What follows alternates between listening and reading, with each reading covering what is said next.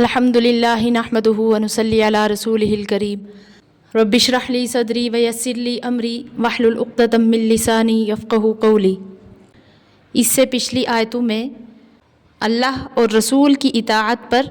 خاص مخاطبین سے اجر عظیم کا وعدہ تھا، تو اب ان آیات میں عام لوگوں کے اللہ اور اس کے رسول کی اطاعت پر وعدہ کا ذکر کیا گیا ہے۔ اعوذ باللہ من الشیطان الرجیم، بسم اللہ الرحمن الرحیم۔ وَمَن يُطِعِ اللَّهَ وَالرَّسُولَ، اور جو کوئی حکم مانے اللہ کا اور رسول کا،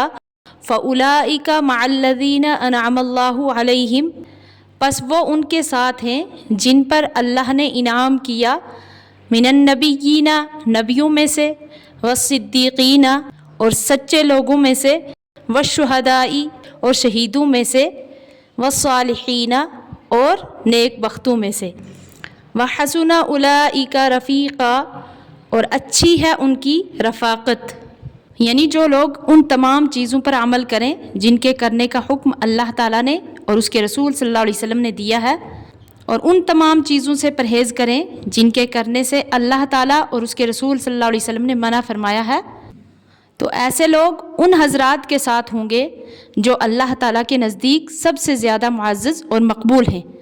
جن کے یہاں پر 4 درجے بتلائے گئے ہیں: انبیاء، صدیقین، شہداء اور صالحین۔ تو عمل کے اعتبار سے ان کے مختلف درجات ہوں گے۔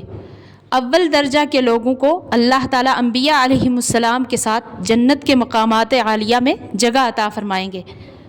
اور دوسرے درجہ کے لوگوں کو ان لوگوں کے ساتھ جگہ عطا فرمائیں گے جو انبیاء علیہم السلام کے بعد ہیں، جن کو صدیقین کہا جاتا ہے،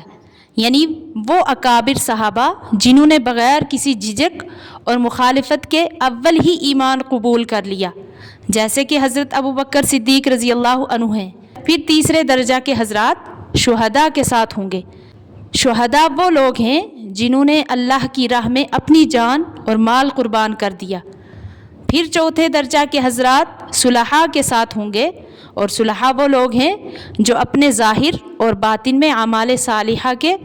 یعنی نیک عمل کرنے کے پابند ہیں۔ تو یہ آیت وَمَن يُطِعِ اللَّهَ وَالرَّسُولَ فَأُولَٰئِكَ مَعَ الَّذِينَ أَنْعَمَ اللَّهُ عَلَيْهِمْ ایک خاص واقعہ کی بنا پر نازل ہوئی ہے، جس کو امام تفسیر حافظ ابن کثیر نے متعدد اسانید سے نقل کیا ہے۔ واقعہ یہ ہے کہ حضرت عائشہ رضی اللہ تعالی عنہا فرماتی ہیں کہ ایک روز ایک صحابی رسول کریم صلی اللہ علیہ وسلم کی خدمت میں حاضر ہوئے اور عرض کیا، یا رسول اللہ صلی اللہ علیہ وسلم، میرے دل میں آپ صلی اللہ علیہ وسلم کی محبت اپنی جان سے بھی زیادہ ہے، اپنی بیوی سے بھی، اپنی اولاد سے بھی۔ بعض اوقات اپنے گھر میں بے چین رہتا ہوں، یہاں تک کہ آپ صلی اللہ علیہ وسلم کی خدمت میں حاضر ہو کر آپ صلی اللہ علیہ وسلم کی زیارت کر لوں تب سکون ہوتا ہے۔ اب مجھے فکر ہے کہ جب اس دنیا سے آپ صلی اللہ علیہ وسلم کی وفات ہو جائے اور مجھے بھی موت آ جائے گی، تو میں جانتا ہوں کہ آپ صلی اللہ علیہ وسلم جنت میں انبیاء علیہم السلام کے ساتھ درجات عالیہ میں ہوں گے، اور مجھے اول تو یہ معلوم نہیں کہ میں جنت میں پہنچوں گا بھی یا نہیں۔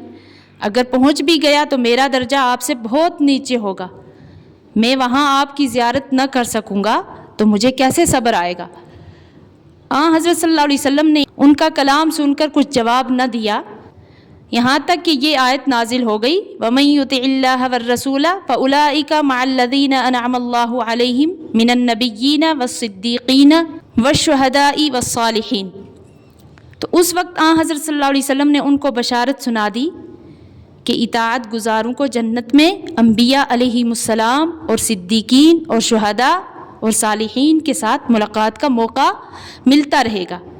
تو جس کی ایک صورت تو یہ بھی ہوگی کہ اپنی اپنی جگہ سے ایک دوسرے کو دیکھیں گے، جیسا کہ ابو سعید خدری رضی اللہ عنہ سے نقل کیا گیا ہے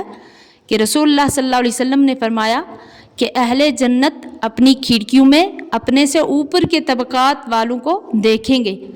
جیسے دنیا میں تم ستاروں کو دیکھتے ہو، اور یہ بھی صورت ہوگی کہ درجات میں ملاقات کے لیے آیا کریں گے، جیسا کہ ابن جریر نے بروایت ربی نقل کیا ہے کہ رسول اللہ صلی اللہ علیہ وسلم نے اس آیت کی تفسیر میں یہ ارشاد فرمایا کہ اونچے درجات والے نیچے درجات کی طرف اتر کر آیا کریں گے اور ان کے ساتھ ملاقات اور مجالست ہوا کرے گی۔ صحیح مسلم میں ہے کہ حضرت کعب بن اسلمی رضی اللہ عنہ حضرت صلی اللہ علیہ وسلم کے ساتھ رات گزارتے تھے۔ ایک رات تہجد کے وقت کعب اسلمی رضی اللہ عنہ نے حضرت صلی اللہ علیہ وسلم کے لیے وضو کا پانی اور مسواک وغیرہ ضروریات لا کر رکھی، تو آپ صلی اللہ علیہ وسلم نے خوش ہو کر فرمایا، مانگو کیا مانگتے ہو؟ کعب اسلمی رضی اللہ عنہ نے عرض کیا، میں جنت میں آپ صلی اللہ علیہ وسلم کی صحبت چاہتا ہوں۔ آپ صلی اللہ علیہ وسلم نے فرمایا، اور کچھ؟ تو انہوں نے عرض کیا، اور کچھ نہیں۔ اس پر حضرت صلی اللہ علیہ وسلم نے ارشاد فرمایا کہ اگر تم جنت میں میرے ساتھ رہنا چاہتے ہو تو اعنی علی نفسک بکثرت السجود، یعنی تمہارا مقصد حاصل ہو جائے گا، لیکن اس میں تم بھی میری مدد اس طرح کرو کہ کثرت سے سجدہ کیا کرو، یعنی نوافل کی کثرت کرو۔ آگے فرمایا، ذالک الفضل من اللہ، یہ فضل ہے اللہ کی طرف سے، وکفی باللہ علیما، اور اللہ کافی ہے جاننے والا۔ یعنی ان چاروں درجات کے حضرات کا ساتھ مل جانا یہ اللہ تعالیٰ کا فضل ہے۔ تو بہرحال آیت کا مضمون صاف ہے کہ اس میں مسلمانوں کو یہ خوشخبری دی گئی ہے کہ اللہ تعالیٰ اور اس کے رسول صلی اللہ علیہ وسلم کی مکمل اطاعت کرنے والے درجات عالیہ کے رہنے والوں کے ساتھ ہوں گے۔ اللہ تعالیٰ یہ محبت ہم سب کو نصیب کرے، آمین۔